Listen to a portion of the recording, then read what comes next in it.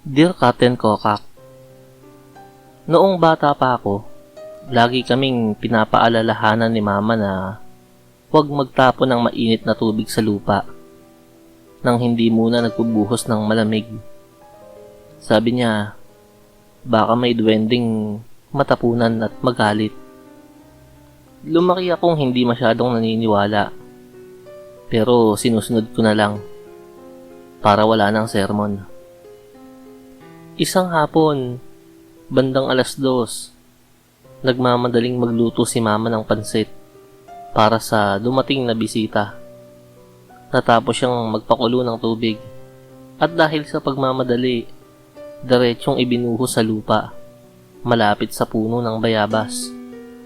Bigla siyang napatigil. Parang may narinig siyang mahina ngunit matinis na sigaw mula sa ibaba. Natawa lang siya at nagpatuloy sa pagluluto. Pero pagdating ng gabi, bigla na lang siyang nilagnat ng mataas. Namumutla siya, nanginginig, at paulit-ulit na nagsisisigaw. Nasusunog ako! Nasusunog ako! Pinipilit naming pakalmahin siya. Pero para bang may kausap siya na hindi namin nakikita. Sabi niya, may maliit na lalaking nangingitim at naangiwi sa gilid ng kama. Galit na galit at sinisigawan siya. Nagpunta kami sa isang albularyo kinabukasan. Pagkapasok pa lang, sabi niya kaagad, may duwende kang nasaktan. Hindi ka humingi ng tawad. Pinapunta kami sa mismong lugar kung saan ibinuhos ang tubig. Nag-alay ng panutsa at ilang butil ng bigas. Tsaka humingi ng tawad si Mama. Pag-uwi namin, bumaba na kaagad ang lagnat niya. At parang walang nangyari. Pero mula noon, kapag dumarating ako sa puno ng bayabas na yon, parang may mga matang nakasilip mula sa mga dahon.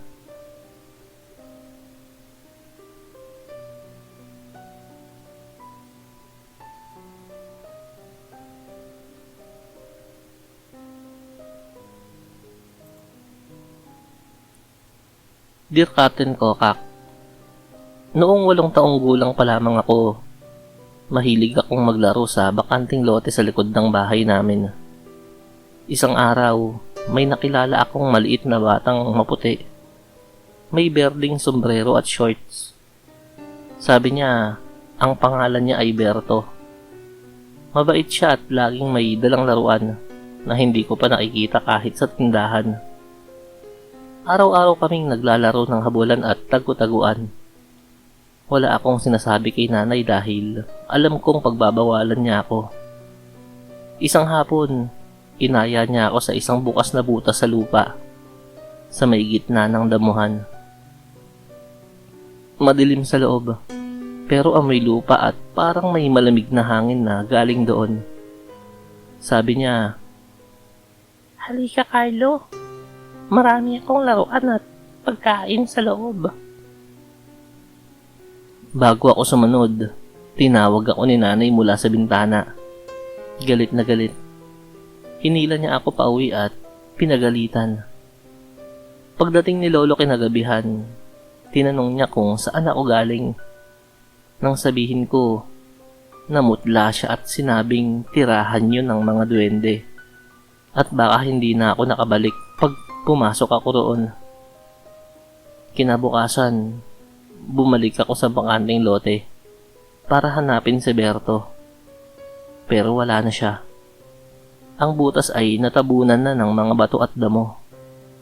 Hanggang ngayon, minsan naririnig ko pa rin ang boses niya sa gabi. Mahina lang. Parang may tumatawag mula sa bakuran. Carlo, laro tayo.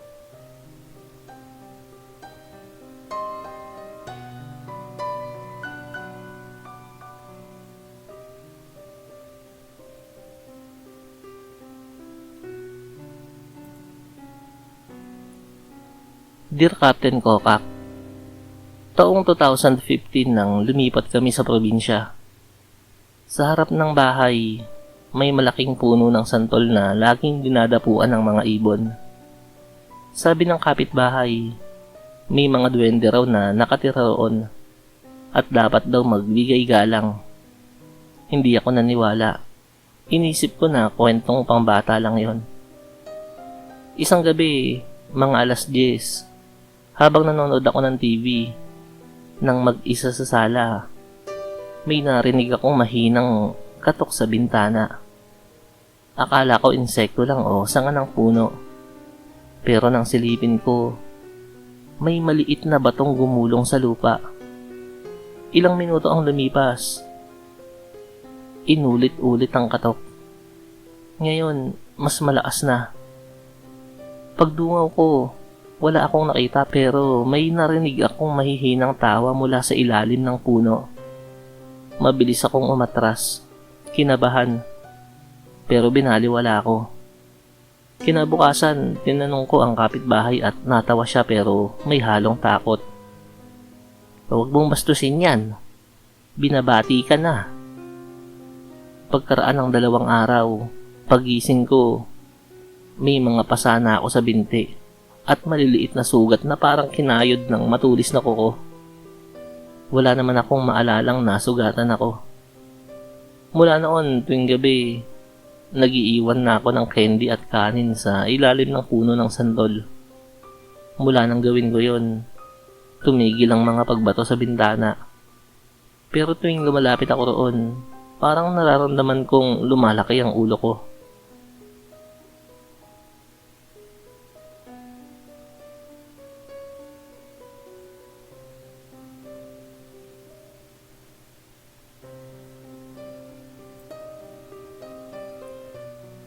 Dear Captain Kokak, photographer ako at mahilig kumuha ng litrato ng kalikasan.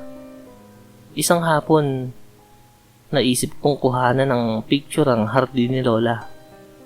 Maliwanag ang araw, kaya malinaw ang mga kuha. Pero nang tignan ko sa phone, sa isang larawan, may maliit na lalaking nakaupo sa bato. Maputi ang balat, nakasuot ng pulang sombrero, at naangising parang may alam na hindi ko nalalaman. Nagulat ako dahil wala naman akong nakita habang nagsushoot. Pinakita ko kay Lola at bigla siyang natahimik. Matagal ko nang hindi nakikita yan, sabi niya. Duwende yan, na minsang tumulong sa akin nung bata pa ako. Kinagabihan, hindi ako mapakali. Sa kwarto, may narinig akong mahihinang yabag at parang may maliit na kamay na humahaplos sa sahig. Kinabukasan, dinala ako ni Lola sa ilog para paliguan ng dahon-dahon at bulaklak. Pinaputol din niya ang punong malapit sa bato, kung saan nakita ang duwende. Pero kahit wala na ang puno, tuwing magpipicture ako sa hardin, minsan may lumilitaw na maliit na anino sa gilid ng frame at pakiramdam ko na angisi pa rin ito sa akin.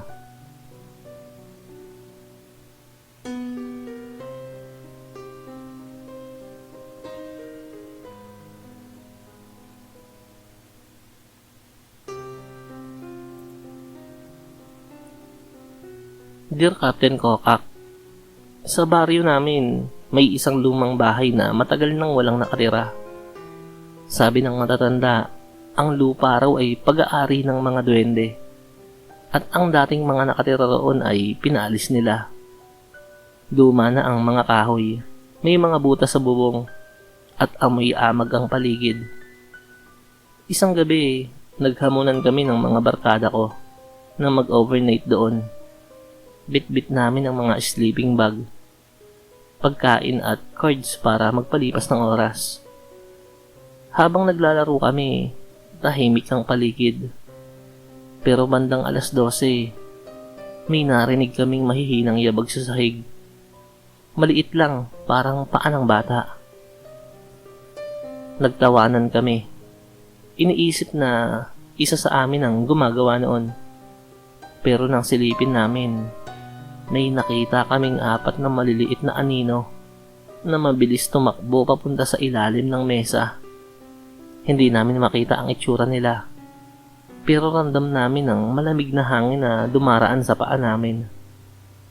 Kinagabihan, isa sa mga kaibigan ko ang nagising dahil may humihila sa kumot niya.